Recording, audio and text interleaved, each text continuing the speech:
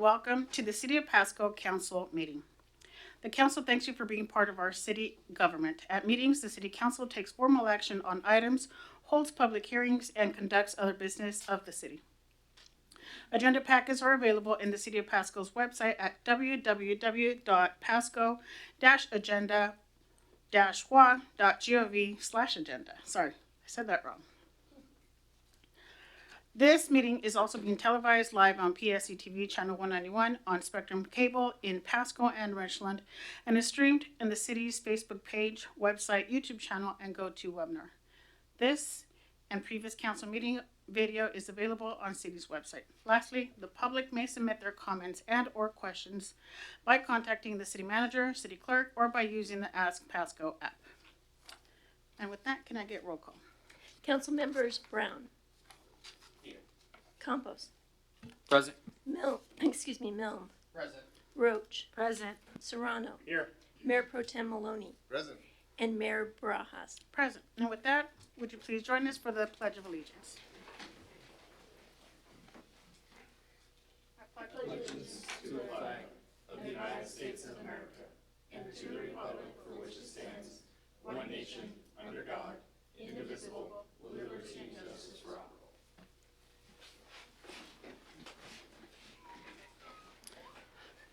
Thank you for that. And now we will go on to our approval of meeting minutes. I skipped one.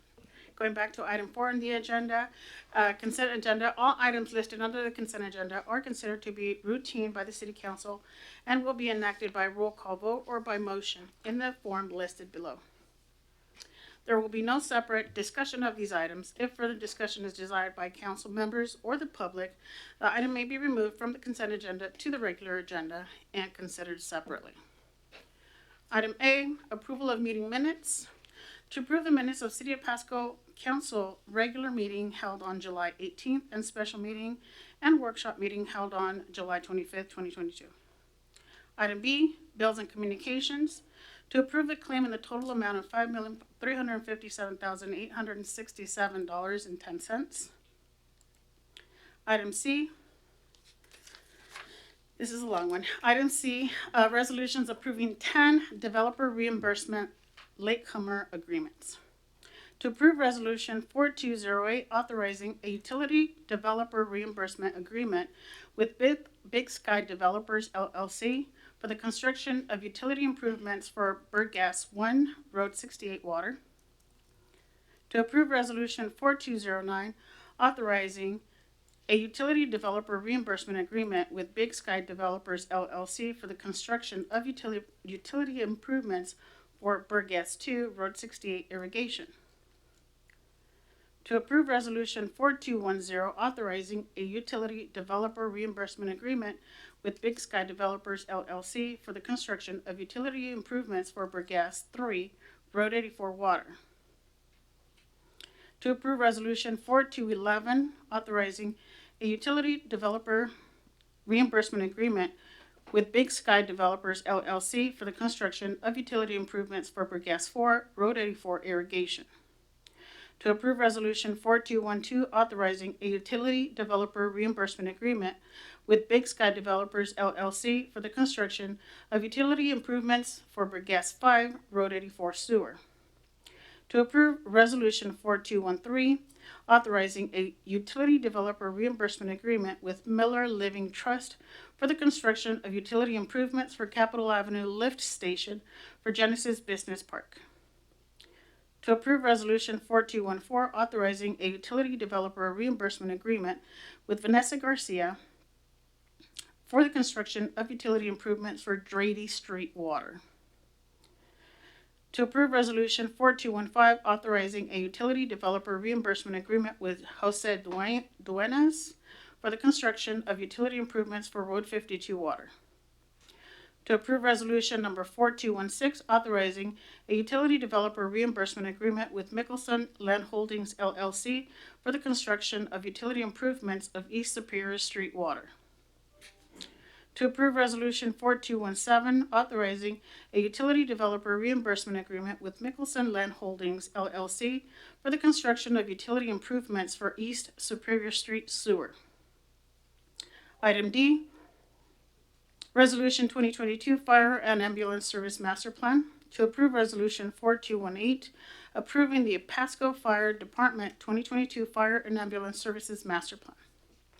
Item E, Resolution Local Improvement District Number 151, Project Acceptance, to approve Resolution 4219, accepting work performed by Big D's Construction of Tri-Cities Incorporated under contract with for the Northwest Area Sewer Local Improvement District Number 151 project. Item F, Resolution Transportation System Master Plan, to approve Resolution 4220, adopting the Transportation System Master Plan. Item G, Resolution Municipal Services with the Confederated Tribes of the Colville Reservation. To approve Resolution 4221, approving the Municipal Services Agreement with the Confederated Tribes of the Colville Reservation and the City of Pasco. And with that, can I get a motion? I move to approve the consent agenda as read. There's a motion. Can I get a second? I'll second that. Moved and approved. Moved by Mayor Pro Tem Maloney and seconded by Councilman Serrano. And with that, can I get a roll call vote, please? Councilmember Serrano, Yes. Campos, Yes. Brown, Yes. Milne, Yes. Roach, Yes. Maloney, Yes. and Barajas. Yes, and it passes unanimously. Thank you for that. And with that, we move on to item 5 on our agenda, proclamations and acknowledgements, none listed. Item 6, visitors other than agenda items. This item is provided to allow citizens the opportunity to bring items to the attention of the City Council or to express an opinion on an issue. Its purpose is not to provide a venue for debate or for the posing of questions with the expectation of an immediate response. Some questions require consideration by council over time and after a deliberative process with input from a number of different sources. Some questions are best directed to staff members who have access to specific information. Citizens' comments will normally be limited to 3 minutes each by the mayor. Those with lengthy messages are invited to summarize their comments and or submit written information for consideration by the council outside of formal meetings. So with that, and before I invite people from the chamber to make their comments, I would like to remind you to keep to the 3 minutes. At some point, I may interrupt you to remind you that your 3 minutes are almost up. But again, it's 3 minutes. So with that, is anyone in the chambers would like to make a comment? Please state your name and your address for record. Hello, David Morgan, 1827 West Octave Street. I would just wanted to follow up and say thanks again for giving me the opportunity to present the last council meeting, and also I forgot to congratulate Mr. Brown on getting the seat here, and I think that this is a really good council here. I applaud the diversity, and I think it's a good representation for Pasco residents. Also, to follow up, I know Councilmember Brown was asking what else that we could do for the community, and I gave it some thought, and I was wanting to reach out to the DPDA and local leaders such as John Penny to see what we can do to help. See if we can get some advice from them and see if we can get some ideas going there. And then I also wanted to just mention that I've been attending the Pasco Business Advisory Council meetings. They're once a month, first Wednesday of every month. and we've been having really good conversation about cannabis in Pasco, and it seems like we have really good support from that group as well. So that's about all I had today. Just wanted to say thank you guys. Thank you very much. Anyone else from the audience that would like to make a comment? Go ahead, sir. Thank you. You wanted to show them? If you can press the button, there you go. Thank you. Susanna Yella, and address is 112 North 4th Avenue, downtown Pasco. I'm the owner of Chow Down LLC, Chow Trattoria, Chow Wagon, all things Chow. And so I actually just wanted to address the council today and just let you know that as a business owner in downtown Pasco, we're always looking for opportunities to diversify and to support the local downtown businesses. And as part of that, we would like to encourage people to shop downtown. And one of the ways that we can do that is by approving having cannabis downtown. We're in support of that. We do feel that it would definitely drive a different element, a good one, because a lot of people are going and shopping in other towns because they're there already. And these are our target market people. So I just wanted to come up here and let you know that we're definitely a downtown business that is in support of this. So thank you. Thank you. Thank you so much. Anyone else? Go ahead, Mr. Holder.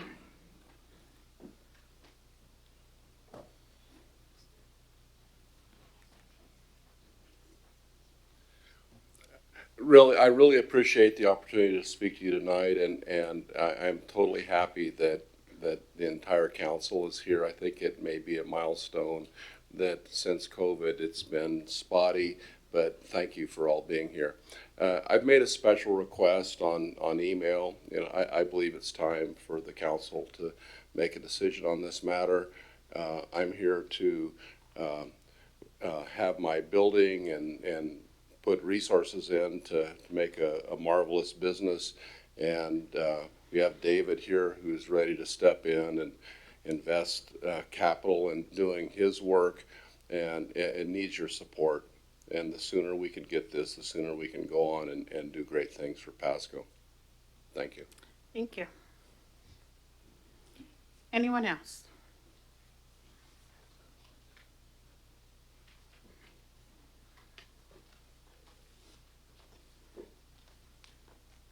Hi. So, If you can please state your name and address for the record. okay. My name is Narcisa Cannanosa, 720 North Road 34 in Pasco. Thank you. And I was coming up here to just state a fact.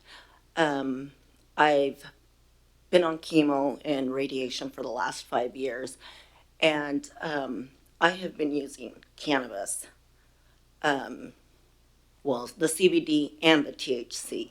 I drive up to Spokane, and that's where I actually go and get what I need. It helps with my anxiety. It helps with my nausea. It helps with my depression. I've actually, talking to other people with cancer, I have advised them to do the same. Cannabis, well, the CBD also helps with arthritis. There's a lot of things that it helps with, and I'm not sure if everybody realizes that or not. So that's all I have to say. Thank you. Thank you for that. And I'm glad you're feeling better. Anyone else from the chamber that would like to make a comment? Seeing no further comments, we'll move on to our next item on the agenda, item 7, and reports from committees and or officers. Mayor Pro Tem Maloney. Thank you, Mayor Barajas. I have 2 meetings I attended last week that it might be of interest to the council. One was the Pasco Public Facility District meeting. What they're focused on right now is trying to find the right project manager to help represent them and their interests, and as they move forward on the project. So there's I believe a job posting that's going out there. I don't think it's out yet, but I think it's in the process. And again, I believe the PFD doesn't start collecting the tax until January 1st, so there's still certainly some time to be laying the groundwork to set this up for success. The other meeting I attended was the Hapo Center Advisory Board. It was a little bit sparsely attended. I was the only board member there, unfortunately, so that it was, so we weren't able to move forward on that much. But unfortunately, one of the things that was announced at that meeting is that the director there, Tom French, has announced his resignation from that position. So, and I'll be honest, some of the reasons were pretty clear that it's the uncertainty. That's one thing that we need to keep in mind with this facility. It's been very important as an anchor in West Pasco. A lot of the development, including the Holiday Inn immediately adjacent to that, is only located in that spot because of the HAPO Center. And so this is a community, a building that, obviously I'm very critical of how we make our investments. We need to be very smart about how we invest in that facility, but it is a really important facility. And we do have an agreement with the county that's going to be coming up due, I believe in 24. I believe the agreement ends. So we're going to have some important decisions, and the county's going to have some important decisions as to how what they see as the future of that facility. So I would expect to hear more about that. Certainly, I'm interested, and I'm learning more about what our processes are and how we can move forward for that facility to keep a good asset that really drives a lot of business in our city. So just a heads up on all that. Thank you. Thank you for that. Any other council member wish to share? Councilwoman Roach. I was unable to attend the Visit Tri-Cities meeting last week because I was sick, but did want to provide an update that recruiting firm for Visit Tri-Cities is searching for the next executive director. So they're doing surveys right now with each of the board members online and then follow up in person with interviews. So that search is also underway. Thank you for that. Councilmember Campos. Thank you, Madam Mayor. I know here during my tenure, I've been vocally critical of BFCOG, and that message was received by BFCOG. I got a call from Aaron Breik about, kind of what it is they do. Typical fashion, Aaron tried going off on the rails and tried to give me the 30,000 foot thing, and I said, Aaron, that hasn't helped. And here's what I need to know. I need to know exactly what it is, how your regional plans are incorporated at the local level and vice versa. He helped further refine that for me, so I got a good understanding of it, but glad that I'm no longer serving BFCOG. We talked about, what I'm involved with is for the transportation level, and again, if they're planning at the regional level, I'm already getting a lot of regional input on all my other subcommittees. So we ended on a good note, but one thing of note that was really interesting is he claims that they had some input and helped provide some direction on the Broadmoor Outlet interchange, which was interesting. So I did some exchange with Aaron and let him know, like, if you touch a project that is a regional big project, show up. It would be nice to know what you guys touch, because without that level of engagement, it just said, being hey, we helped on that. It doesn't further refine your message. It doesn't communicate that, because telling me again what all the acronyms do and we help with regional planning. Okay, but how? It doesn't help me, and I don't know that it's helped a lot of the other council members here. So just want to share that. I got some good engagement with him, and I would hope that he's received that message, and that next time they touch some sort of regional impacting project here in Pasco, that they at least have some sort of presence in the audience and share some pride in what they do and how they help. Thank you for that. Any other updates from our council? Seeing none, we'll move on to our next item. Item B, General Fund Monthly Report from Director Schlegel. Thank you, Madam Mayor, and evening council. I'm happy to report that overall for general fund, which is the city's major fund, things are still on track. Our major drivers are our sales tax. Our property taxes are pretty standard once they're set. And so usually, as you've set the property tax rates in the November, that is what we collect, very close to that number. Sales tax is one that fluctuates over time, especially under uncertain economic conditions, and overall the sales tax revenue has been trending higher than what we had budgeted, which is good news. And also utility taxes, which are fairly standard. They don't grow very much, but they grow with the growth of the people and the usage of the utilities overall. So in the revenue side, things are looking really good. One of the things that you'll see is a new column of staff recommended changes in the budget so that it's not a surprise to you. You're appraised of that number when we come to you during the supplement time. And it's always nice to see a plus number on the revenue supplement. So that helps with any increases in expenses. And as we talk about expenses, we are still working on looking at some of how much exactly our salary savings are going to be. It's a little bit trickier than maybe other places because just sometimes, especially in fire and police, a vacant position might mean more in overtime. In fact, it might get even more expensive in overtime. So there's some break-even factors that we're looking at, and but we are below the target for expenses, which is good news. We do have quite a bit of one-time expenses, things like capital that do not quite track with time. So we're keeping an eye on that. But overall, we expect the expenses to remain within the authorized budget at this time. And with that, I'm open to any questions that you might have. Thank you very much. It's always good to hear that we have a healthy balance. Any questions from council? Mayor Pro Tem Maloney. Thank you, Mayor Barajas, and thank you, Director Schlegel, for the update. The one thing that really caught my eye on this one, not something you mentioned, but you had listed in the very, I guess, really first page, looking at permits and comparing the permits. And we're up something like 20% more commercial permits than we were at the same time last year. And we're up by almost a factor of 5 on industrial permits, about 4.5 times what we had last year. Even though the permit value may be lower for the industrial and the commercial is higher, I think it's really important to see that our industrial and commercial base are growing. That's an employment base that's growing, and those are things that help sustain the people, the jobs that for people who want to move here and are living here. So I see that as really good, even though we know our residential permits are down for a variety of factors that I think we've all read about and talked about.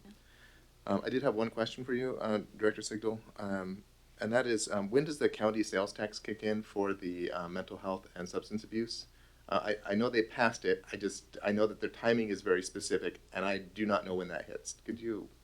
I can come back to you on that. My assumption was that it was July 1st, but I'm not 100% sure on it. I'll be honest, I haven't the faintest, so I'd be very interested to know that if you don't mind perhaps sending Absolutely. us out an email. Thank you.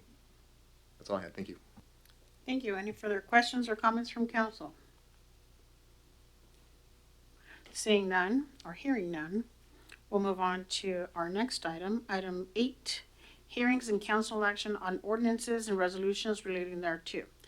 First item, item A, public hearing and ordinance, the Brantingham right-of-way vacation 2022-004, and we have Jacob, Mr. Director White. Disclaimer. We're here for the Brantingham. It's a quasi-judicial hearing, whether or not to vacate certain portions of, let me find it here, East Adams Street and North Rainier Avenue, located adjacent to lots 10, 11, and 12 of the Franklin County Irrigation District Industrial Park Plat. So this is a proceeding that's defined as one in which the council decides on the legal rights, duties, or privileges of specific parties in a hearing or other contested proceeding. The appearance of fairness doctrine applies to this hearing this evening before council, which means that the hearing has to be procedurally fair, substantively fair, and also must meet the appearance of fairness, which essentially means that the council would have to disclose any conflict prior to acting on the issue tonight. Conflict could arise due to a bias with the parties or financial interest in the matter, as well as prejudgment of the issue prior to tonight, which could include ex parte contact with the parties, or any other conflict which the council members or member may feel would prevent them from deciding the issue fairly and impartially tonight. So I'll just ask any of the council whether or not they would have any conflicts of interest that they would like to disclose before we start our hearing.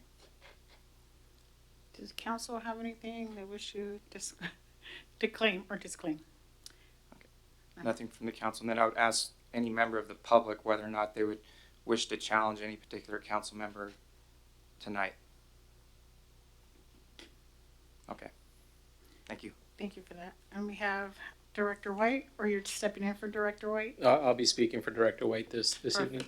evening. Just a quick presentation. Again, this is for a proposed right-of-way vacation at the corner of Rainier Avenue and Adams Street. The intent of the right-of-way vacation is to reshape two corners to accommodate long semi-truck trailers and other industrial traffic with a safer configuration there. Previous vacation was approved in 2020 that replaced an existing 90-degree turn with the two 45-degree turns that you see today. So this right-of-way vacation is to replace that with a more curved and safer approach. The applicants and owners for the property have designed a proposed industrial park for the site, and an ordinance has been prepared for the council as included in the staff report, and staff recommends approval of the proposed right-of-way vacation by adoption of the ordinance. Thank you for that. Now, before I open the hearing, does council have any questions of Mr. Gonzalez? Okay, with that, this hearing is now open and open to the public. Do you have any comments or suggestions on this matter?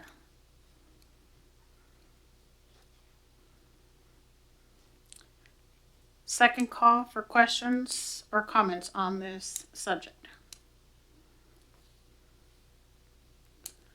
Third and final call for questions or comments on this subject. Hearing none, this hearing is now closed. And go ahead. Madam Mayor, I move to adopt ordinance number 4603, vacating part of an existing right-of-way and dedicating new rights-of-way at the corner of Rainier Avenue and Adams Street, and further authorize publication by summary only. I have a motion. Can I get a second? I'll second that, Councilman Milne. Moved by Mayor Pro Tem Maloney, seconded by Councilman Milne. All those in favor, say aye. Aye. Any opposed, same sign. And it passes unanimously. Thank you. And with that, we move on to item 9 on our agenda, ordinances and resolution not related to hearings. Item A, resolution bid award for Schlegel Park Boat Launch, and we have Director Ratkai for this. Yes, thank you, Madam Mayor, members of council. Good evening. Zach Rakai here. Schlegel Park and the Pasco Boat Basin has really been in need of repairs and updates for many years. This has been a project that ACS and the city of Pasco has been put many years into planning, obtaining an RCO grant, and we've subsequent to completion of this design, which we're at this point now. We waited a long time to obtain federal and state permits for the boat launch work. The park is really, the improvements of the park and boat launch include, replacement of the existing boat ramp that goes into the water. So far, it's only been one side has been open for many years. The other side has been significantly damaged. This will have a new boat ramp, piers, and floats, including an ADA accessible dock. The park improvements, it goes upland, will be an expanded parking lot, as you can see in the visual, concrete sidewalks, curbs, and concrete slabs, a new restroom, an extension of water and sewer utilities into the park. If you recall, if you've been out there, there's been a restroom that's been closed for many years up on the Washington Street right-of-way. This will actually be more serviceable to patrons of the park and people launching their boats. There'll also be new lighting and landscape improvements as well. As stated before, it's been in the design phase for the last year. What we've worked with is, I think what's taken so long on this project is just working with state agencies for ecology, historic preservation, cultural resources, but also federal agencies too. Schlegel Park is one of those parks that the U.S. Army Corps of Engineers own. We lease and manage at that point. So we did have one final permit with the Army Corps of Engineers that had a little bit of delay just due to their own schedule, but we were able to obtain that permit, obtain our building permit, and here we are today. So the annual adopted budget for Schlegel Park and the boat launch improvements was $1,414,524. Part of that funding was provided by a grant from the Washington State RCO office of $563,933. The remaining funding was budgeted from city sourced funds, primarily real estate excise tax. The engineer's estimate for this project was $1,700,026, $901.08. Basically, just looking at the volatility of the markets for construction, for supply chain, and those sorts of things. So bids for the park were opened on July 14th, 2022, with Goodman and Mellenbacher Enterprises Incorporated of Kennewick, Washington, being the lowest responsive bidder in the amounts of $1,699,995.11. So we bring forth a resolution this evening to approve the contract with Goodman and Mellenbacher Enterprises. We will be bringing forth a subsequent budget amendment ordinance for City Council's consideration for an additional $500,000 in funding to complete this project, and that'll be forwarded for formal approval at I have August 8th in the staff report. It will be at the August 15th regular meeting. So at that time, I'll take any questions from council. Thank you for that. Any questions or comments for Director Ratkai? Mayor Potem Maloney. Thank you, Mayor Barajas. Thank you, Director Ratkai, for bringing this forward. I know that I've gotten a lot of email traffic on this particular item, so I'm glad we're able to get this moving. I know with working with the Corps of Engineers can be a time-consuming challenge. So less on this project specifically, but the related facility. Obviously, we just had kind of the final blow to one of the docks there, one of the floating docks. Can you just update us real quick on what that timeline looks like, if you're prepared to do so? I don't want to put you on the spot and surprise you with this, but certainly I can give a basic update. That project has been that was submitted as part of a December to January federally funded disaster storm event across Washington State. So we're currently in the process with FEMA right now to obtain funding to replace the docks. So we're working on it. Probably every day we work on the grants portal with FEMA, submitting information. We're working with an engineering consultant as well to kind of help us with the provision of that. So the cleanup of the dock from the January storm will be covered by FEMA, and then we're obtaining just the proper paperwork, design papers, and just all the information that a FEMA federal disaster needs in order to recoup the loss of that dock. So we're pretty optimistic with our chances. We're in the portal, and we're part of a pool of, I believe, $12 million statewide throughout those storms to do that. So as we get more concrete updates, I think over the next couple weeks, couple of months, we'll certainly provide council with hopefully exciting news. Appreciate that.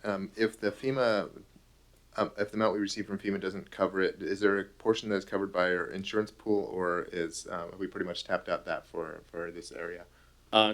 Pretty well tapped that out at the area, so we would just have to look at what the FEMA recovery amount would be versus what a dock would be at that time, subject to regulations for placing it in federal waters and everything, and then sort of plan around our budgets at that point.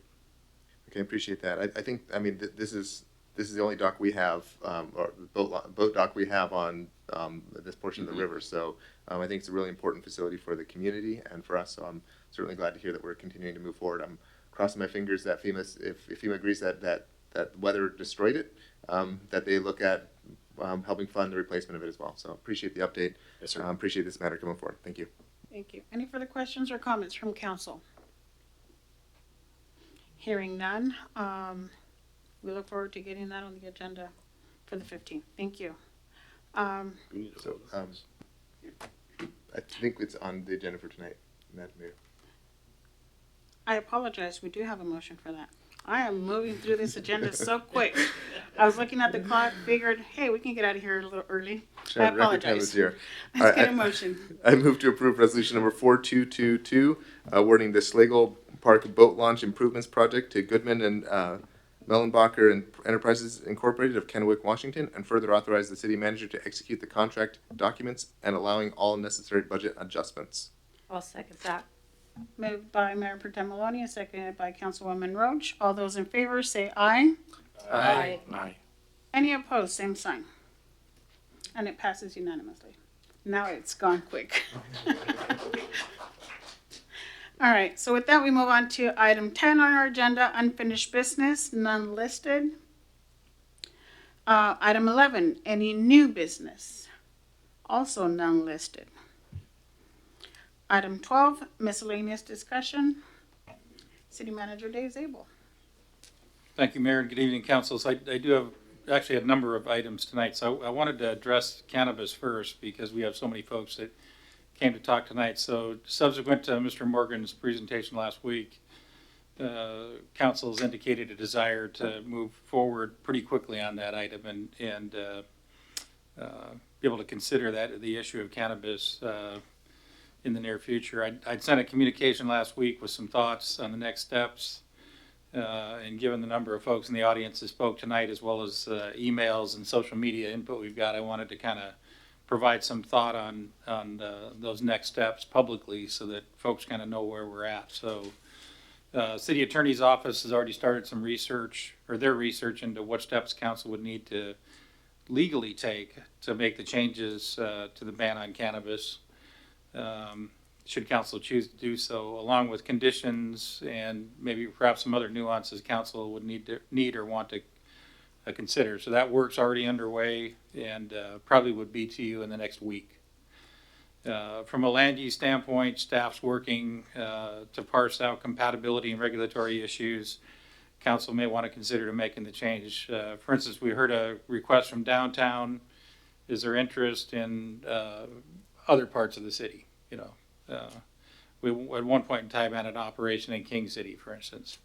Would the proposed activity be allowed outright in a particular zone or through a special use permit? I think that's something council is going to want to discuss, and what types of conditions would be on those permits.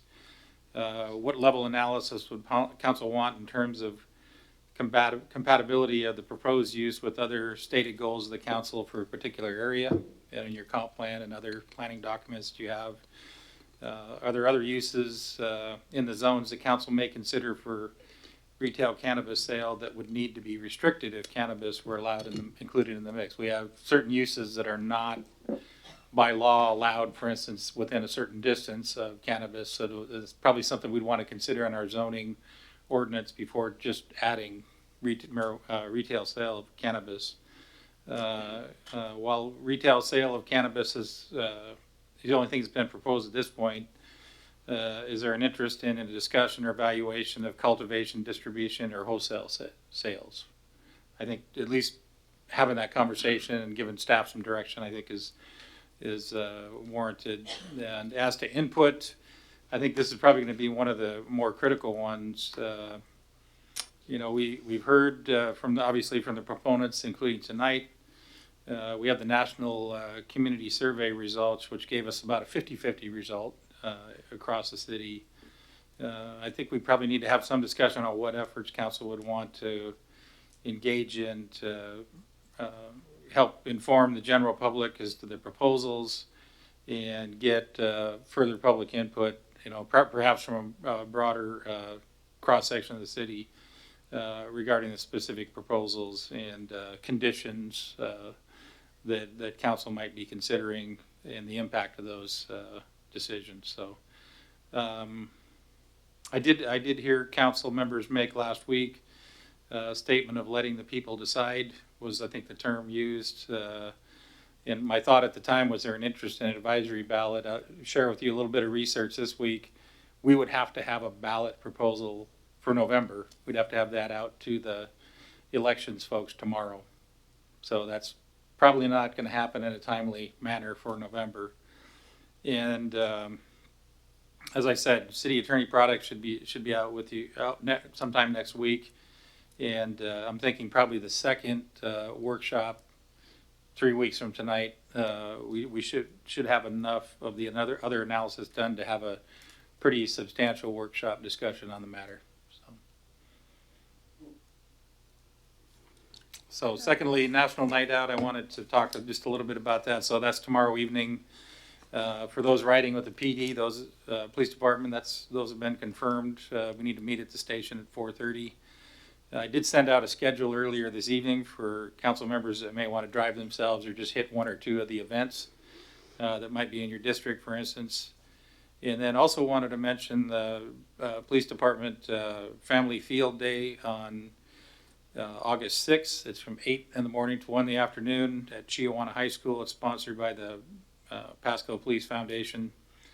And then a couple other staff presentations I wanted. We have a couple items in Director Ratkai's area, the PFD, which Council Member Deputy Mayor Maloney mentioned earlier, as well as ACA shelter update. I think it would be worthwhile to give you a little bit of information on those two items as well, a little more detail, Deputy Mayor, than what maybe you provided. So.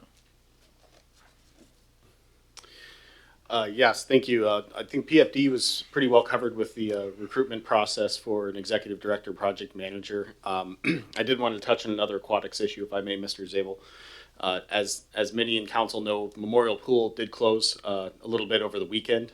We just wanted to say that that was not a easy decision, because that certainly was a cooling center for many in our community.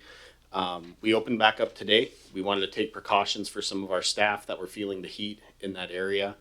And we just wanted to take the time from the Parks and Recreation Department to address just sort of what we do with the staff there. It's a big pool. There's a lot of lifeguards that cycle through on a daily basis. We make sure that there's multiple large water containers filled with water. We've got ice that we bring in from the First Avenue Center that we make on site as well. We have a mini ice maker at the pool itself. We do the cooling cloths for our lifeguards and for their station and their break. Certainly provide powder electrolytes like Gatorade, Liquid IV, that sort of thing. Plenty of popsicles for the staff too, keep them cool. Each guard station has umbrellas. Those are the ones seated above. Our lifeguards that walk along the side of the pool at their station, we do provide tents for them to provide shade in that area. There's 4 fans in the guardhouse and for our cashiers, and we recently brought in a portable air conditioner as well to provide a little bit of cooler air in that shaded area. We open the facility door to circulate airflow. This is an old cinder block building with no air conditioning in it, so we do our best to keep the airflow through there. We do provide our medical ice packs and freezer ice packs in the area. A typical guard shift is 15 minutes at 3 different stations rotating, and then a 15-minute break where they're encouraged to jump into the pool, cool off a little bit, and then go into the guard shack and cool off in the shade as well.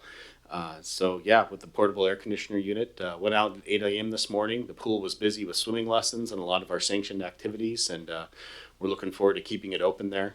We do apologize to the community. It wasn't an easy decision, but we certainly want to make sure we're protecting our team while keeping the community safe as well. So with that, moving on to the animal shelter. We wanted to provide a quick update to council on the last couple of weeks of the animal shelter. Mr. Zabel provided an update a couple of weeks ago at council. And as you know, the city has taken over operations of the animal shelter. This has been led at a very significant, profound, and tireless effort by our very own Angela Pashon. Under her leadership, we've been slowly building a team of staff that are directly associated working with the animal shelter.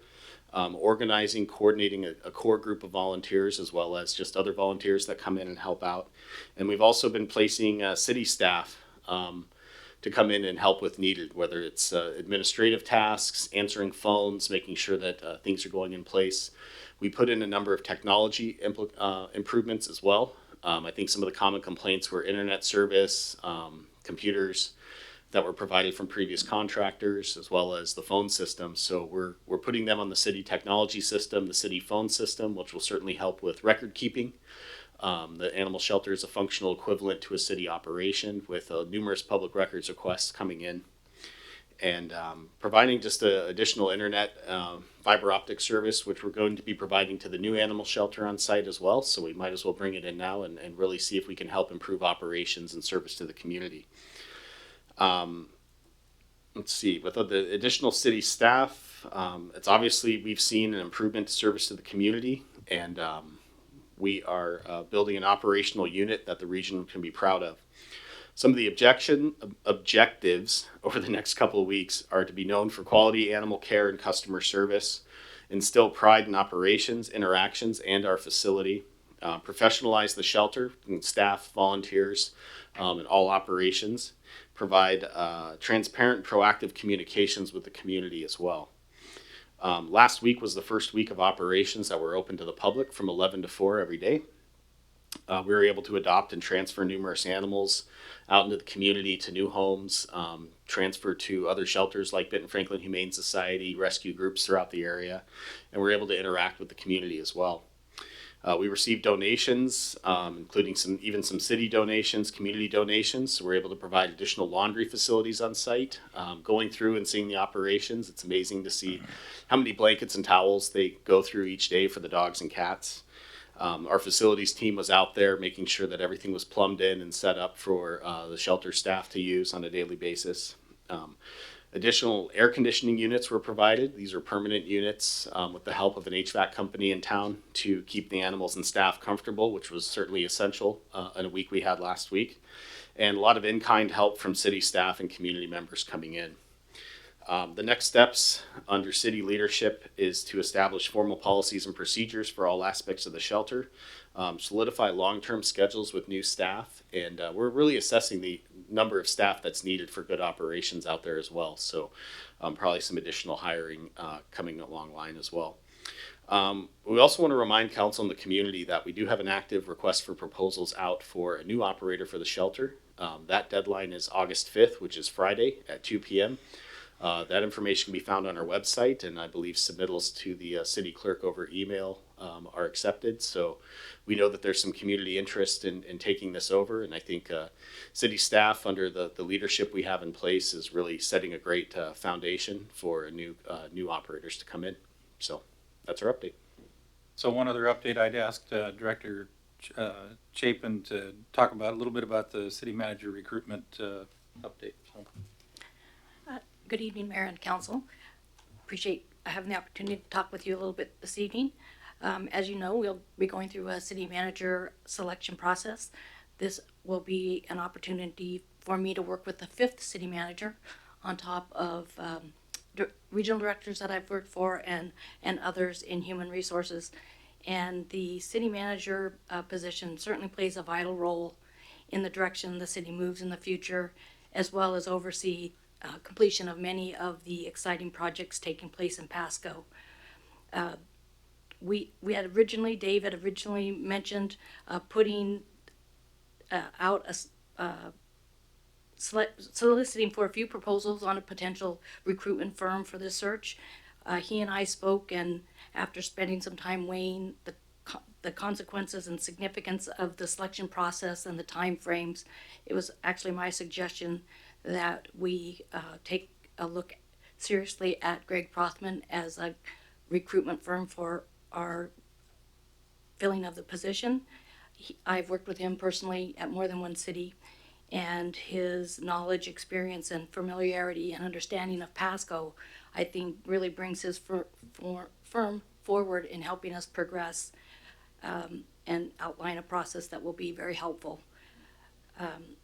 And I think that Andrew, who is going to be the senior consultant would be the senior consultant who worked with you all on the council retreat, would also be in addition to helping us with this hiring process.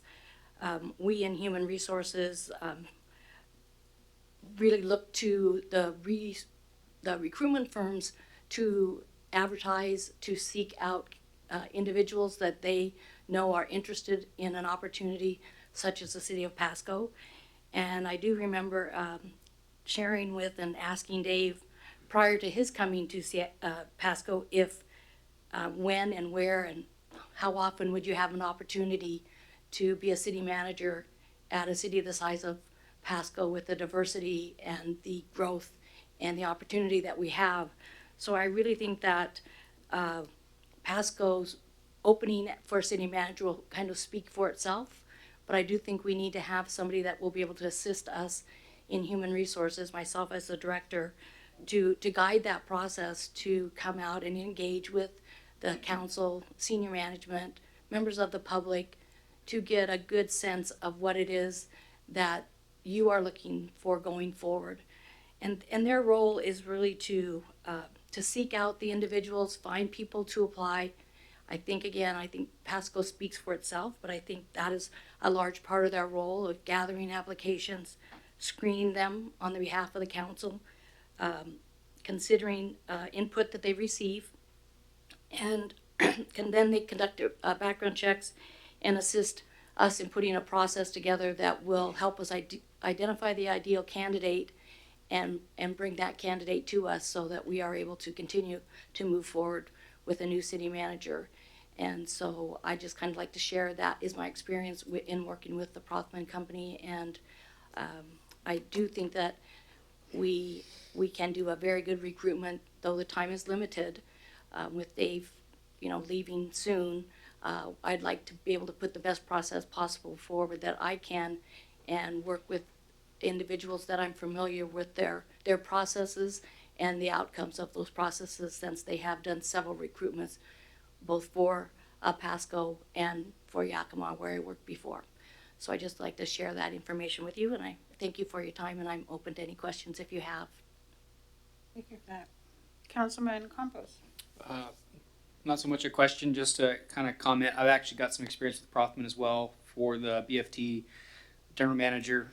We interacted with them. They do a really good job of listening to our feedback and taking into account, what we want, and, understanding that, Dave leaves big shoes to fill, literally, like size 13s.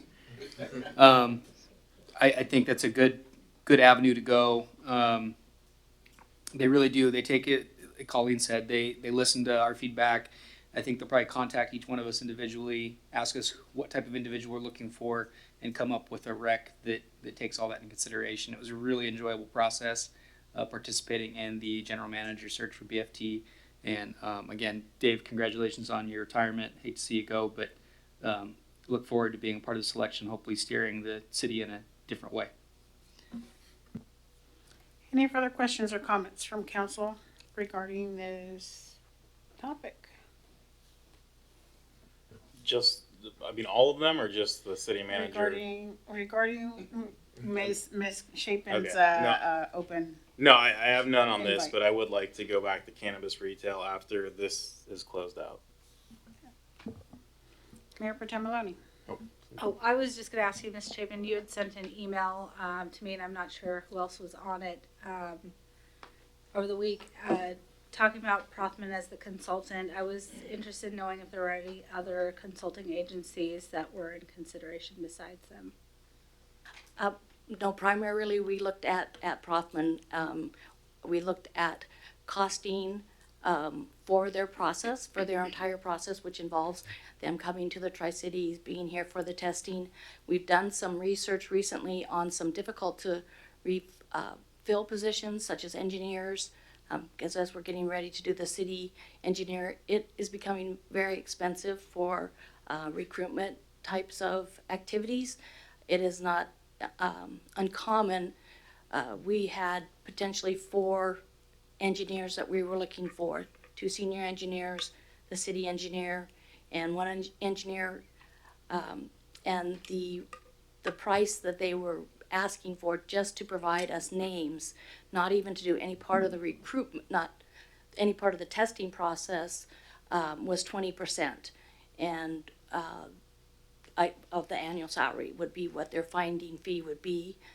That's very expensive for having them not engaged in any a part of the actual hiring process, and that seems to be kind of the standard in the market. So no, we did not really reach out. It is expensive and time consuming for those recruitment firms to put together a proposal for us, and so we felt that because we had a very likely candidate that would do us a good job, we did not seek others. So just for clarity, it's 20% recruitment fee of the city manager's salary for Prothman? No. For the other ones that you were Yes, for researching. the engineers that we were asking about, Okay. which is even if we asked for them to help us with 4, they would be gracious enough to only charge us 15% of the annual salary.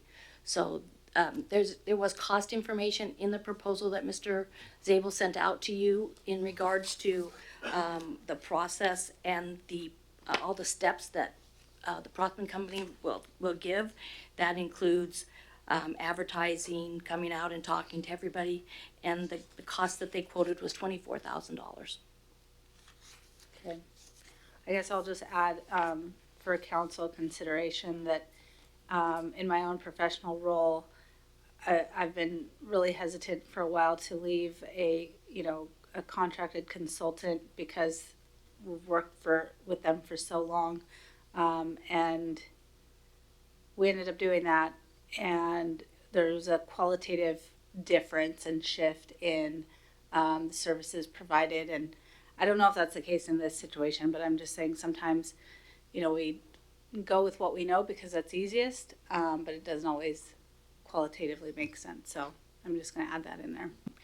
I think that Prothman has been quite flexible in allowing us to develop the process with them in the recruitments that we've done, which included the police chief, finance director. I'm not sure of all of them now, but they do take our feedback into what it is we're looking for and how steps of that process will help us accomplish that.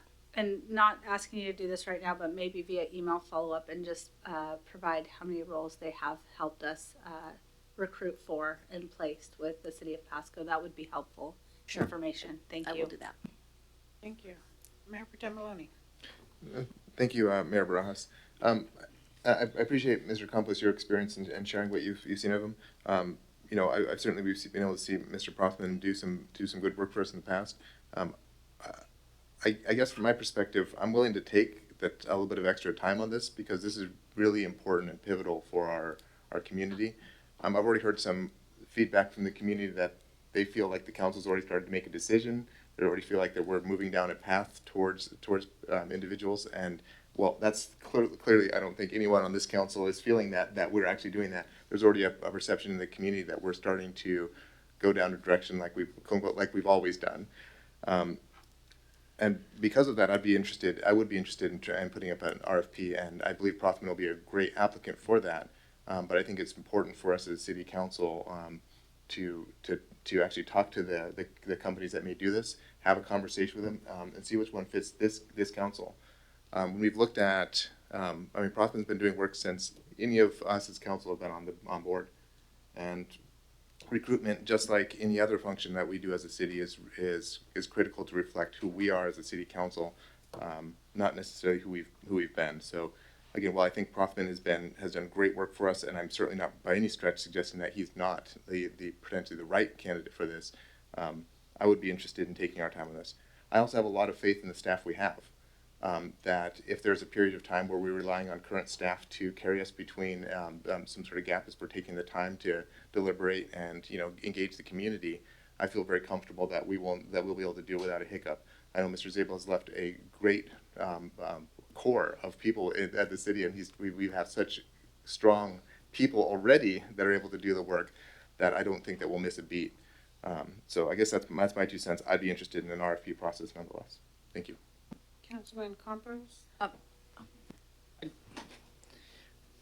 On that, I acknowledge your concerns, but just based on what Director Chapin had just said, they're already at market giving 20%, and it's just that I'm just arbitrarily throwing a number out there. If you're saying 200,000 as a base, you're just going to drag the process out, and a Prothman probably will be the best bidder, regardless, because they're already providing a cost savings of their current price model. And so you're not wrong. I think there's a great core of people here, but what are you gaining by delaying the process and then saving? You're not really saving the taxpayers any money because you're costing staff time and effort putting RFP out there just to go back and probably more likely select Prothman. It seems counterintuitive to me at first glance. I'd be willing to hear more information on it, but just based on what we're hearing about market values and what other competitors are putting out the market rate at 20%, it doesn't seem like we're really going to be saving money at that point. We're going to lose time, wind up same where we're at. Anyways. Just give me just a second. Councilwoman Roach, you had a comment? I just want to say, in terms of process, whether it's cannabis retail or whether it's selection of city manager, our next succeeding city manager, public input is probably the most important part, and doing it in a deliberate fashion. So, having faith in staff to fill an interim role is absolutely something that I have, but want to do it in a way that we're not just making a knee-jerk reaction. We want to be really considerate about it. Mayor Pro Tem Maloney. Yeah, so, Councilman Campos, did BFT do an RFP? I'm trying to remember. I don't know that we did. We may have. But then going into the process, it's not as if, so if once Prothman's selected, Prothman essentially puts together RFP process for their applicants, right? They collect applicants and then submit it to city staff, and out of what we choose, right, they say, hey, well, based on what the feedback you got, you had 10 applicants, but here is 5 that fit everyone on council, everyone's feedback. And then it goes to staff, and then we start the interview process, and each person has to do, like Colleen indicated, some sort of testing and then interview. So it's not as if we'll be making a knee-jerk reaction. This is could be a 2-month-long process to hire somebody with several rounds of interviews and an application. So I have faith in the process. Again, I kind of deflect back to, I'd be open to more information. I just, at the end of the day, I don't know what we'll be gaining by doing it, but again, I'm just a single member on this body, so I'll be hanging on, doing what I got to do. I guess my concern is very much in line with council members Roach's, is that this needs to be a really public process, and the more opportunities we have for people to hear from who's going to be making these decisions, every recruiter is going to have their network, and they're going to draw largely on that network and that set of folks that they know. And so when I think making the presumption that we can sole source this, which is totally within our authority, absolutely. I'm not debating a legal element here, but from a perception and a community involvement perspective, I'm not sure that that's appropriate in this case. So that's the benefit that I really see, Councilmember Campos, in terms of what we're buying. And my understanding is that we're not paying for the recruitment firms to come and give us proposals based on who we may be recruiting. We're going to pay based on the applicants we have. And I think that when we're talking the next city manager, the decisions that we've delegated to the city manager are well in excess of, for them to be able to make a unilateral decision on a contract is well in excess of any sort of fees that we're talking about here. And so it's not that I'm not very cautious about how we want to spend that money. It's that I guess I'm not sure I've never been to a recruitment process. I've never gone through the selection of a recruitment agency. And so when no one on this council has been that for the city, it makes me very hesitant. It makes me not for selection of a recruitment agency though. So none of us have the experience of doing that. So making the presumption that we can make a good decision to sole source this without input from the community and a larger discussion, I think, for me, I'm not comfortable with jumping that far that quickly. So that's where I'm at. Again, I believe Prothman's a good company, and they very well might be the company chosen based on a good set of qualifications. But that process, I think, is important for us to follow in this case. Thanks. Thank you for that. Councilman Serrano. So I guess my take here is ultimately if we're looking at bringing several vendors in, then I would expect that we'd have a workshop or some type of meeting where we're now interviewing those folks. Now we're probably 3 to 4, maybe 6 weeks delayed, which is fine in the art of transparency. I will tell you this, I've worked with Prothman as an applicant in some cases, and also just watched what they do. Their product is stellar. I think the most important part is somebody that knows our city, and what Ms. Chapin is telling us is they've done maybe half a dozen, give or take, in the past several years, including the chief of police, which was probably the most critical, no offense, Dave, hire, certainly up until this point, in the recent past, with just, the goodwill that Bob Metzger built with the community and targeting some really tough times there.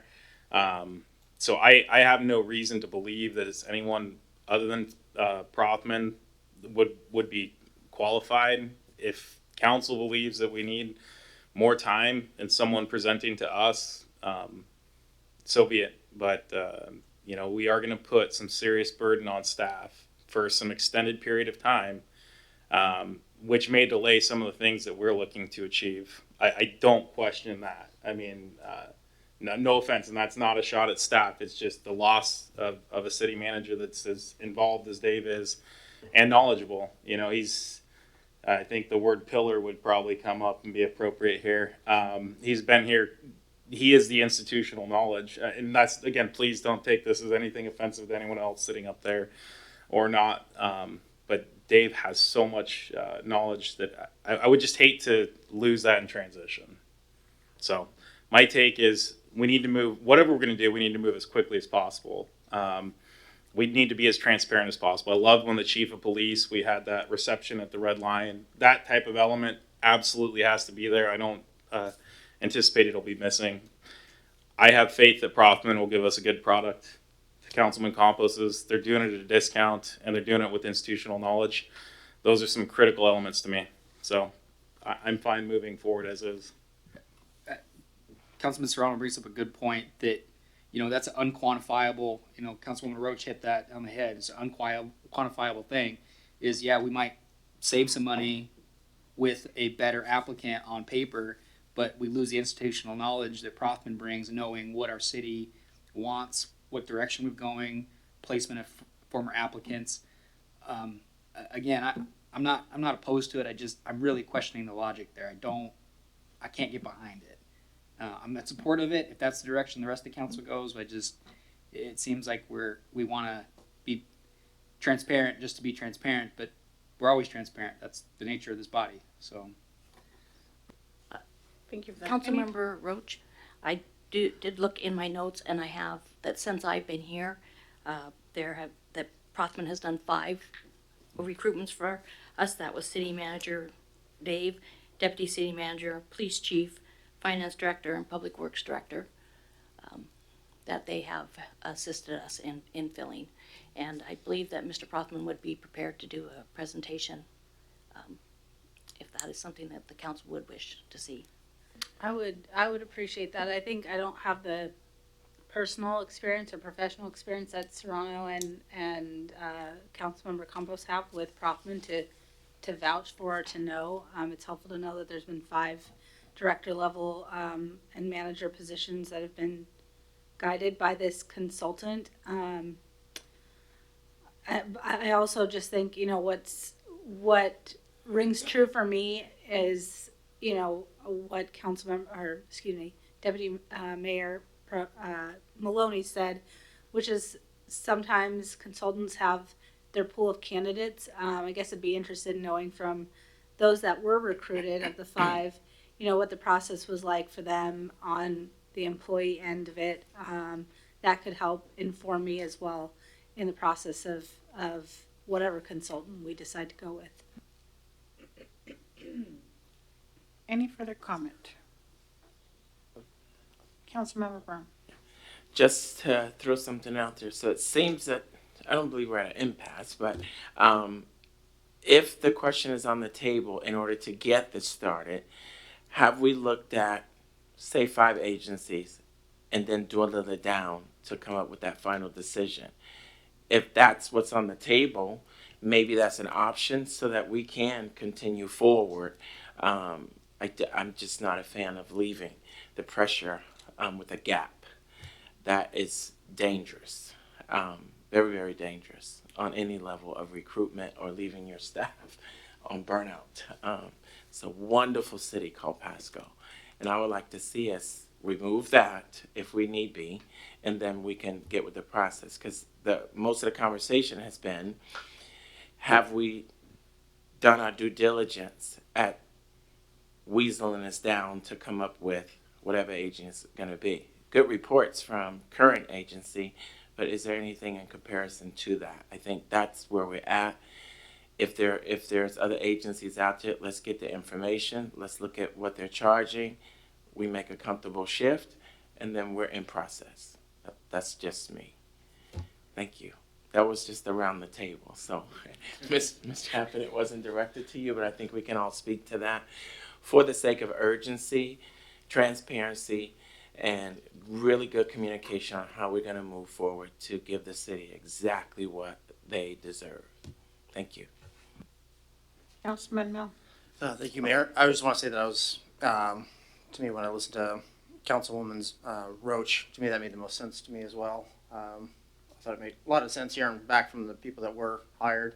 To me, I'd like to hear both sides of that, so I'd be definitely in support of if Roach was, if that was on the table, I'd definitely be in support of that. So. Any further questions or comments? Well, I do have a I'm comment. sorry, I just need to add one more thing. Sure. And when you're doing recruiting, sometimes the knowing is very important because people can make a presentation and say anything that they would like to say during that presentation and provide documents and supporting testimonials. But until you know what that process is and you've had the experience of living through that process and seeing the success of that process, there is no guarantee. And so I think that for me as the HR director, when there is a known entity who has had success and we are asking for presentations from folks that we have never engaged before, you're taking kind of a shot in the dark that they would actually produce what they say they're going to. And that's from a professional perspective as far as hiring. Any further questions or comments on that last bit?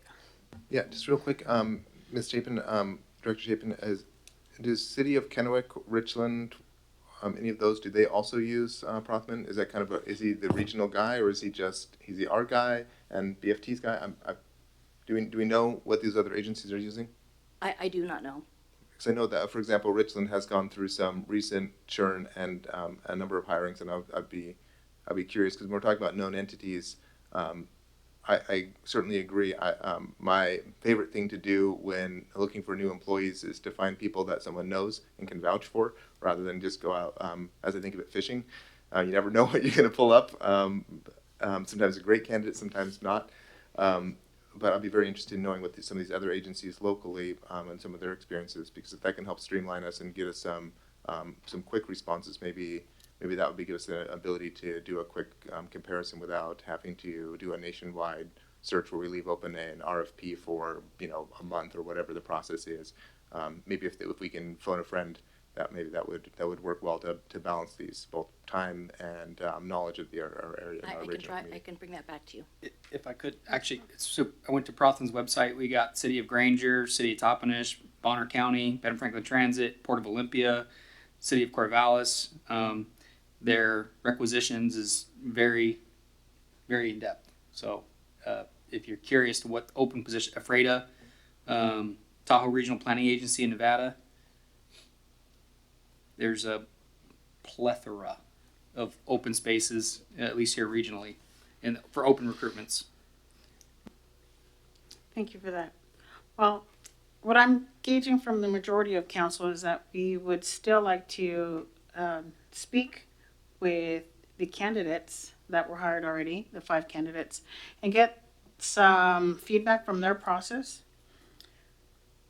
And really what it is, it comes down to being transparent and having the community see what the process is and be part of it, feel like they're part of it, if that's what I'm gauging from majority council. Maybe I misunderstood, or maybe you misspoke. I don't think 5 candidates have been hired, or did I? Is there a gap in knowledge here? I'm sorry, not certain about where 5. We have had Prothman. Oh, you're talking. Sorry, you're 5 talking about the 5 internal hires. Sorry. Yes. My brain didn't transition there from. The wrong word. No. That's fine. It's fine. I thought you meant 5 consulting agencies, and now I follow. I'm good. Thanks. Okay. 3 of the 5 are in the room. I want to, when you're hiring, and I think Irving Brown can probably vouch for me on this one, but being completely transparent when you're hiring an executive level at this position, transparency can sometimes bite you. If you got to play your cards right? And that was the direction we got from BFT when we did a lot of our recruitment. And so I don't know what transparency we're talking about? Are we talking about transparency in terms of the selection of the consultant? Because if that's the case, I mean, that's typically how we do things anyways, right? But if we're talking about transparency in the applicants after the consultant has chosen them, I just want to, this is my belief, is we want to be cautious of how transparent we are on that. I'll say from my perspective, I was talking about transparency in terms of selecting a recruitment agency. Perhaps staff can speak to how we selected our police chief and the level of community engagement went along that. Mr. Zabel, I know you received a lot of community input and you had a lot of deliberations to do in that, but Mr. Campos didn't get to see you go through that process. So perhaps you can speak to that. That might help.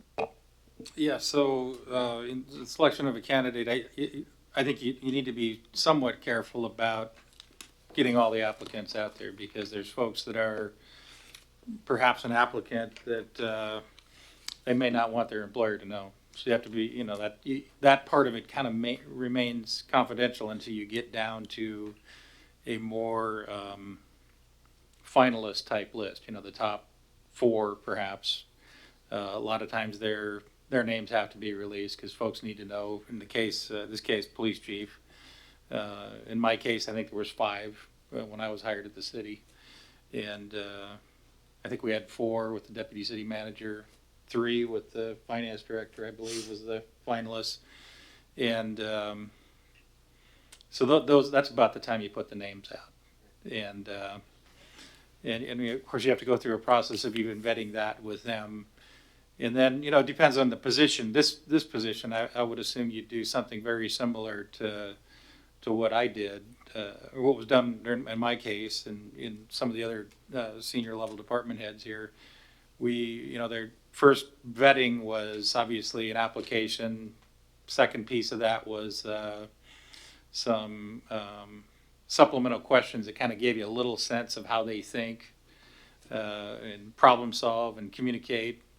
And then the third piece of that was a kind of a all day. I think in my case it might have been a day and a half, but it was a lot of times interactions with city staff that might be a tour or something like that, where you had to look at some things and be able to interact with some folks, and you can kind of get some off the cuff impressions from city employees. In this case, it might be community members. In the case of the city manager, what the consultant set up for that was 2 panels that were a mixture of community members, community leaders, and senior staff. And I think, matter of fact, there might have been some mid-level managers in those 2 panels as well. And those both reported to the city council. There was a open reception at, I think it was at the Red Lion, where all the candidates that were there. There was an executive session before that where there was a more private session with the 7 council members, and then subsequent to all of that, then there was individual interviews with the council in executive session, and the council kind of made their mind up from that. I did want to tell a little bit of a story from early in my career where I learned a lesson about RFPs. And I put out an RFP. Matter of fact, it was for the first transportation system master plan I ever worked on in like 1987 or 1988. So it was a long time ago. And I put out an RFP, and I got like 22 of them. And I thought, wow, that's really good. I got 22 RFPs back. And, I was pretty green at the time and didn't realize what went into putting an RFP together. So we selected one applicant. Or in the end of the day, we selected one engineering firm to do the RFP, and I had one of the others that actually didn't get interviewed. We interviewed 3 or 4 firms. Kind of get a hold of me and asked to meet with me, and so I, thought he was going to be angry that he didn't get selected, and I learned that he was angry because he spent $10,000 putting an RFP together, and there's a cost to that, and so you need to be kind of careful about asking for RFPs, because it takes a lot of effort to put an RFP together. You put an RFQ together, qualifications, that's a lot easier. You already have that. That's kind of your standard stock of things.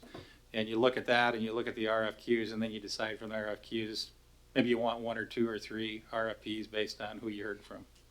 So just a little piece of advice there in terms of how broad a net you may want to cast and what kind of process you want to use. So, hope that's helpful. I think that was very helpful for me. Obviously, I've not been to the city manager recruitment stage. That was before my joining of council, of course. And I appreciate the distinction that you're drawing there between an RFP and an RFQ.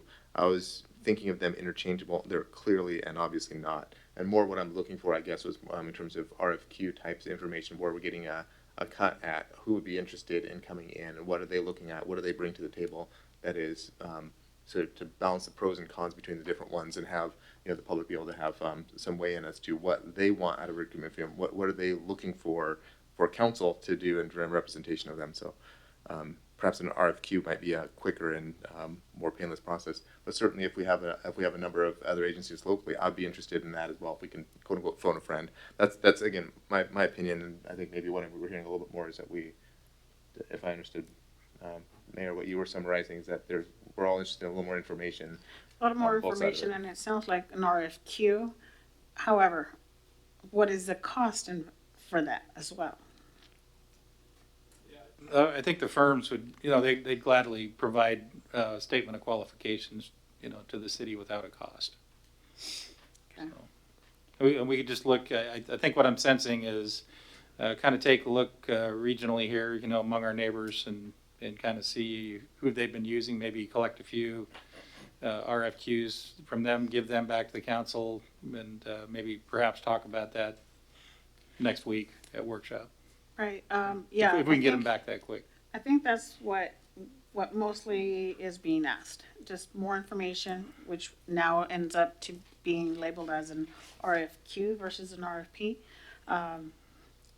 Just again to have that backup information. If it's not going to cost anything to the city, then perfect. I would say maybe further discussion on that at a workshop. But I'm not opposed to, if we already have the knowledge, if we already have the relationship with one agency in particular, I'm not opposed to continuing that working relationship. However, there's a request for information. So if we could just get that added information. I think that would maybe help council see, who else is out there. So, yep. Thank you for that. Any further questions or comments? Can we go back to the cannabis resale? Is that okay? Go ahead.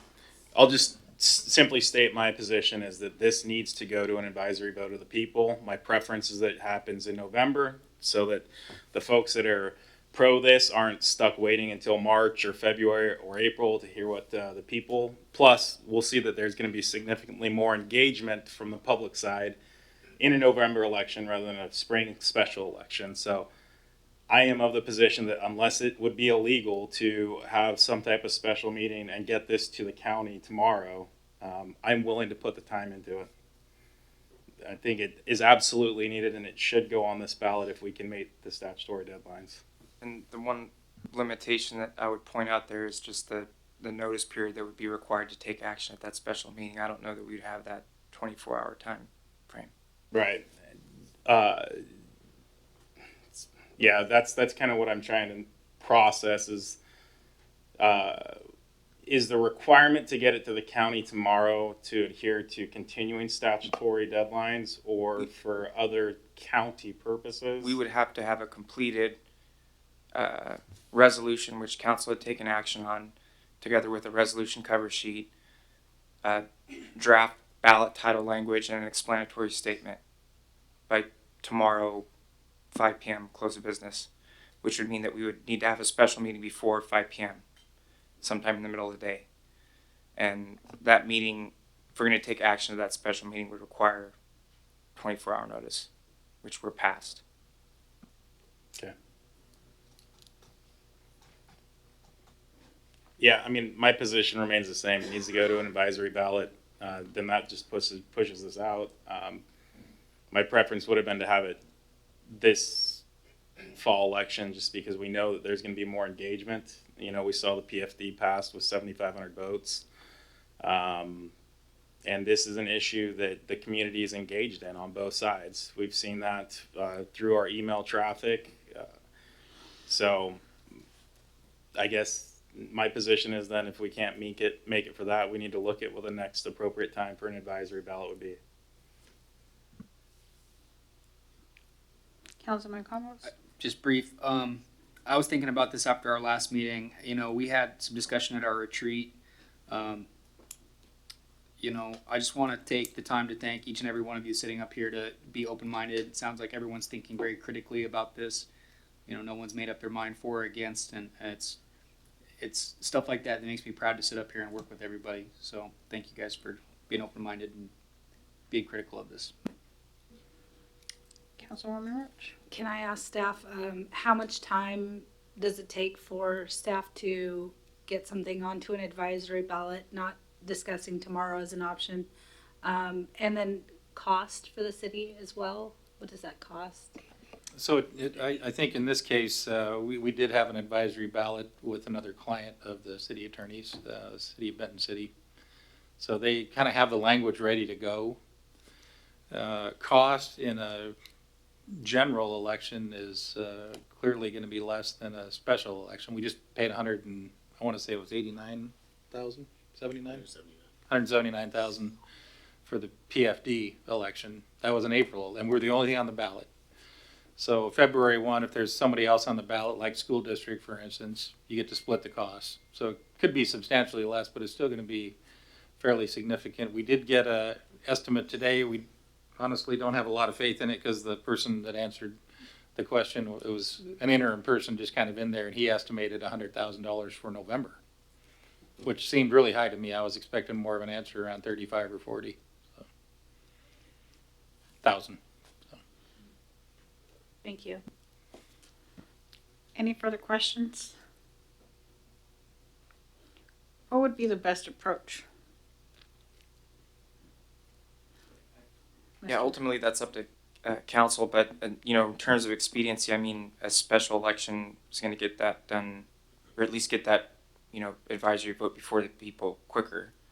But from a economic standpoint, it would make a lot more sense to wait to share those costs with other entities that are on the ballot than to, you know, fit that bill ourselves. In terms of, you know, how much more significant that bill is going to be, just look at who would be on that ballot, right? If we have 3 or 4 other entities, then running that in a special election with just us, you know, is going to be 3 to 4 times more expensive. We're not sharing that cost with another entity. So, you know, we've got to balance those, I think, you know, the cost to the city and putting that forward on the ballot with the, you know, the public's interest in getting that advisory vote, you know, out quicker. So I would just add that, you know, I think probably making the November ballot is not possible based on what I'm hearing.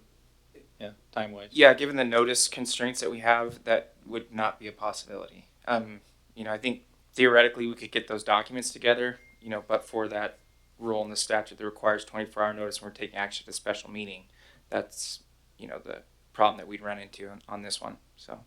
So that puts you into February. Is there an alternative that's acceptable to the majority of council of a public outreach effort that would be robust enough that would give council the confidence that the public had the opportunity to weigh in on this issue?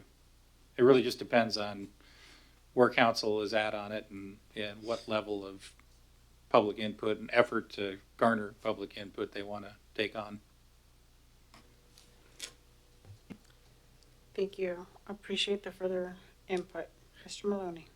In answer to that, Mr. Zabel, I think if a November ballot would be out, then I would not want to wait till next November. I think paying 6 figures for an advisory vote would not be something that I think would be very responsible for us to do.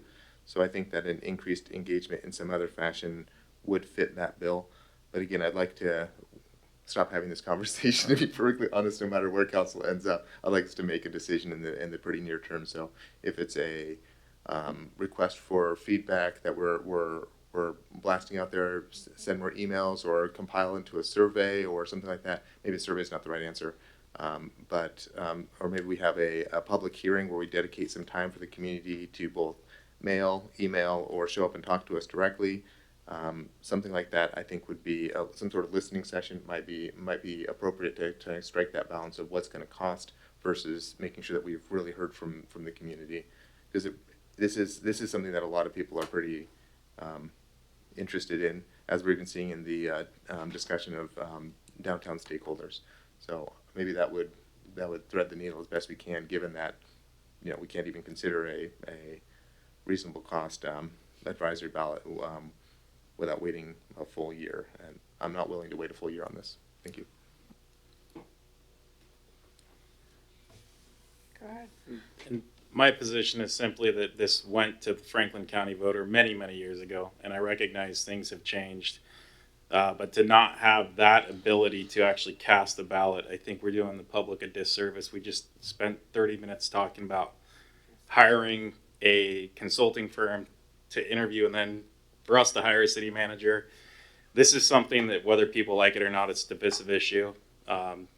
Some for perceived moral reasons, some for medical purposes, and some for business interests. But if we don't give the people their voice, and public engagement will be insufficient to achieve that, unquestionably it's going to come back on us.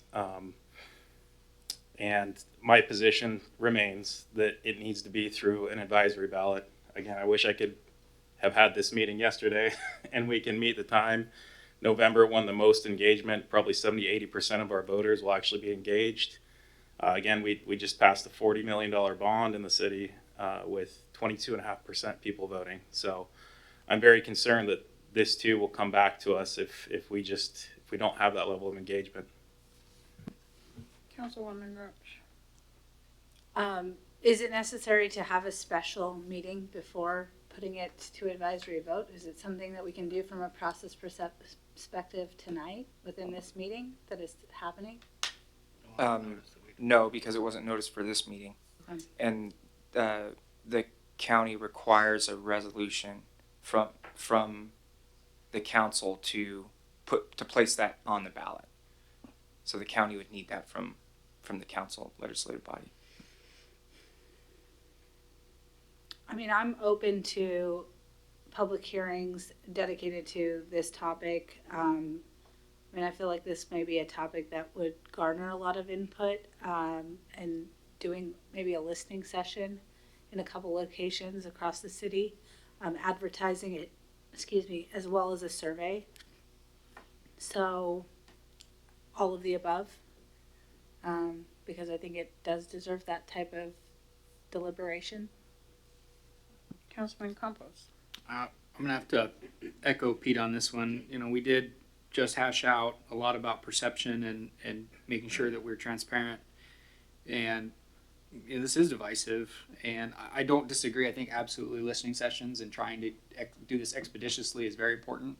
But I think that this is probably one of those things we could have the entire city of Pasco turn out in one listening session and everybody have their voice heard, and it still wouldn't be enough. And unfortunately, that's just the nature of our job and the work that we do. But, we fought really hard to get the PFD on the ballot. I think that maybe we wait to decide what it is we want to do until we get some engagement and then make a decision there. But I think Pete hit the nail on the head. We made it real clear just with Prothman that we want to be transparent and make sure that the people have their say, but not on this. That doesn't. We do, and it just managing perceptions. So I would say that's mixing a little bit of apples and oranges for the Prothman and for hiring a city manager. I'm asking for a listening session, and that's the level of scrutiny I'm interested in. It's not an advisory ballot on what group we go with. That takes both 6 figures just to set the ballot, as well as interpret the results.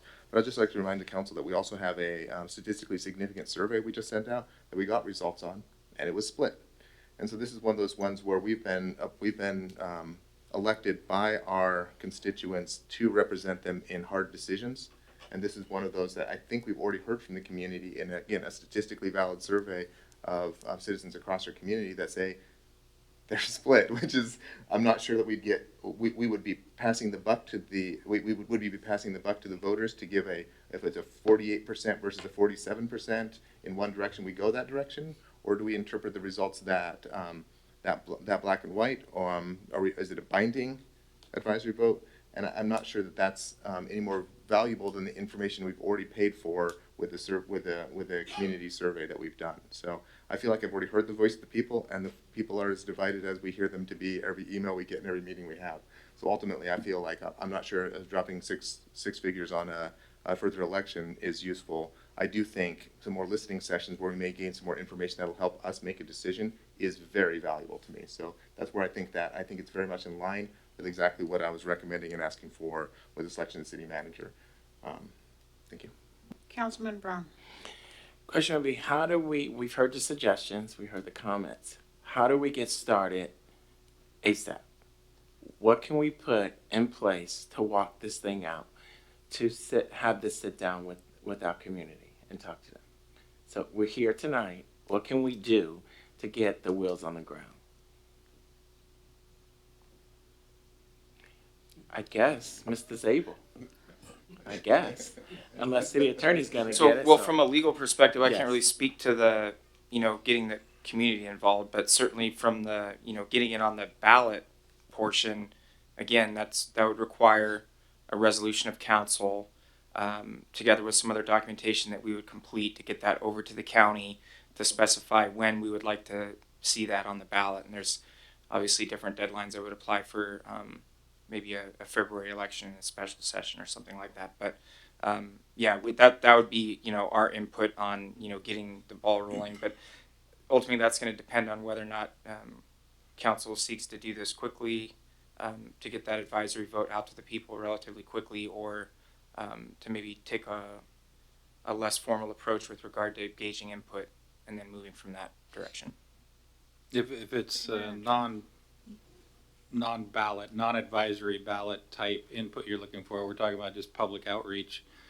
I think, as I mentioned, we'll be here at, not next week, but the next workshop this month. And I think we can talk a little bit about that outreach process, but I think it's a chicken and the egg thing. You kind of need to know a little bit about what you want to ask the public, and to do that, you kind of want to decide. You need to kind of make some decisions about what you're actually considering, and you might have to refine those with public input. But is it just, again, back to the questions, is it just downtown, or are we looking at possibly other places in the city? Is it conditional use permit? And if it's conditional use permit, what kind of conditions ought to be on there? What kind of buffers people are going to want to know? I mean, I think we need to probably have some kind of a conversation about what might be important to folks, and part of that might come from the public outreach piece. I mean, we've gone through, council did a considerable amount of public outreach when they put the ban on. It was right about the time I was getting here, but there was a number of different meetings that went into that. It wasn't just a knee-jerk thing. Some folks might think it was, but they did go through a pretty deliberative process. I think there was a moratorium in place for like a year and a half before they finally put the ban on. So there was a pretty deliberative process. I think you kind of need to do that. You're probably going to have to do some iterations on it. Probably going to have to do a little bit of, let's listen to what the public's concerns are or where their support is, and maybe ask them some questions about where they may be comfortable with that kind of use being located, and where they may not be comfortable, what they would want to make sure maintained. Council does have some ability to change the radius or boundary from which certain uses can be from retail cannabis sales. Other things they can't change. I don't think they can change a school, for instance, but you can change a park. I think a park can go down to 100 feet, whereas right now it's 1,000 feet. But so I think some of those kind of questions, I think just identifying those for consideration at our at our August workshop, and then laying out some sort of effort to get that public input, shortly to follow with some outreach meetings. They don't have to be as formal as necessarily a council meeting. They don't have to be in here. We could do those as charrettes where council could be present, and don't necessarily have to be on a Monday night. They could be on any night. Most likely you'd probably want to wait till September when folks are back and off vacation, but summer vacation with their kids, they're back in town. But I think we could probably go through a couple 2-3 meetings like that, if that's satisfactory to council, that route, and probably get some pretty good input as to what people would want to see if that use were going to be allowed in the city. Thank you both. I think that's a good enough suggestion. If we could I just want to get it off the ground the safest way possible, but be very interactive with our community. And communication is the key to success. So if we're moving forward, we're going to be successful. If we're just planning, we're not going to be successful. So I would like to keep the relationship and the faith with our community and seeing us move on a topic. So that's just my comment, but thank you. Councilman Campos. Yeah, I just, again, I don't see it as apples and oranges. The crux is transparency, communication, just as Irving has just said. This is important, and it may be 6 figures for some sort of advisory vote, but again, I don't think any of us were opposed to workshopping and getting more community engagement until that point. We might not even need to go there, but I think if that is the ultimate point of transparency and communication, that's what I'd look at. But again, spring's a long ways away, and I haven't made up my mind on it, but again, going back to what it is what I heard is the crux is transparency, communication. Any further comment? Councilman Milne. Yeah, of course, I would prefer to have it on a ballot, but obviously that's not the case. I do agree with Mr. Serrano that would get the most people engaged. But on the other hand, I do see the avenues as far as getting engagement. I do agree with Councilman Maloney that the survey has put out a lot of results. So I think I can speak for my district what I would kind of vote for, but I would still actually really like to see what other cities, and I think we should just make a vote on it before the end of the year and not stretch this thing out too far, if at all possible. Have a couple avenues where we hear from constituents and then just vote it. I don't want this going out much further, and we'll see where the cards fall on that one. So that's my 2 cents on that. Well, thank you for the feedback, everyone. I love that we're highly engaged with this. Just to reiterate, you did say, City Manager Dave Zabel, you did say that staff was already looking into doing the research, looking at the possibilities. Yes. Of course, like everyone's already stated, it's way too late to get it on a ballot. One thing I think we all agree on is to not prolong this for another year. So the sooner we can get that information, the research and public engagement, that would be great. Yeah, our intent would be our second workshop of August. So. Perfect. Thank you. Any further questions or comments? I have one not related to any of those topics. Lava hand grenade. Yeah, done with those. I had provided Ms. Peshon a Arts Washington grant application. I know that she had said that the city did know about it, maybe was planning on applying or at least passing on to DPDA for civic events, heritage events. Award amounts were anywhere from $5,000 to $35,000. I just got for my organization our response, but I know the deadline for responses are August 4th. So just interested in knowing, maybe Director Ratkai, if city has gotten a response yet or going to. No? Yeah, I am not aware, but I have not talked to Ms. Peshon about that. She's been kind of hung up down at the animal shelter, but I will check with her tomorrow and see if she's heard anything. Okay, I believe it. It's just that with this grant was for municipalities under 100,000 in population, and I just know we were a really good fit for it. So hopefully we were able to secure the highest amount. So thanks. Any further questions or comments? Hearing none, we'll move on to our next item on the agenda, item 13, executive session. We do have a need for executive session. The council will now meet in executive session to discuss consideration of site selection or acquisition of real estate purchase or lease of likelihood that disclosure would increase price per RCW 42.30.1101B. We will be in executive session for 20 minutes. Okay. And it looks like we're going to need a 5-minute break before that. So,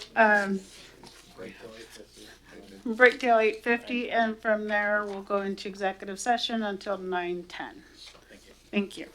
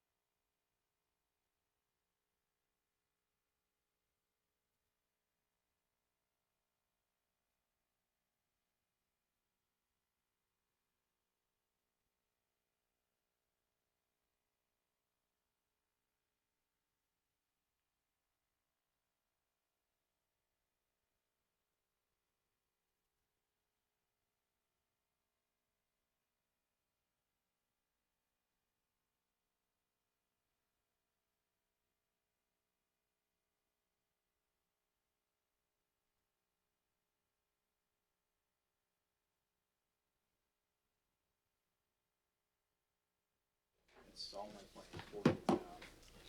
plans. Oh, sorry. It is now 9:11. We are back from executive session. And with no further business on the agenda, this meeting is now adjourned. Thank you.